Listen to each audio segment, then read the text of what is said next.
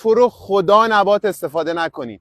برو یه سرچ ساده داخل گوگل بزن، ببین بلانکیت داخل نبات چی کار میکنه با بدنه.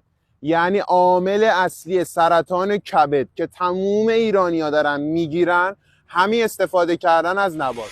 ها میگن طبعت سرد شده، مزاجت سرد شده، میگن برو یه چای نبات استفاده بکن. آقا رئیس اتحادیه مگه بالاتر نیست؟ خودشون دوربین صدا سیما رو برداشتن بردن مشهد، خب دور این بازار دور حرم امام رضا، دیدن چه اتفاق افتاده. تموم نباتایی که اون منطقه هست 90%شون بلانکیت دارن. حالا این بلانکیت چی کار میکنه؟ میزنه کبد رو نابود میکنه. پس خواهش میکنم ازت اصلا و ابدا از این به بعد استفاده نکن ازش، چون به خاطر اینکه اون فرم بلوری و خوشگلش رو بگیره میان اینا میریزن داخلش که خیلی شسته رفته تر بشه.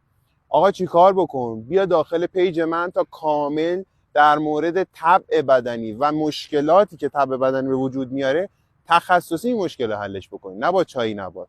3 تا قلب قرمز هم واسم کامنت کن.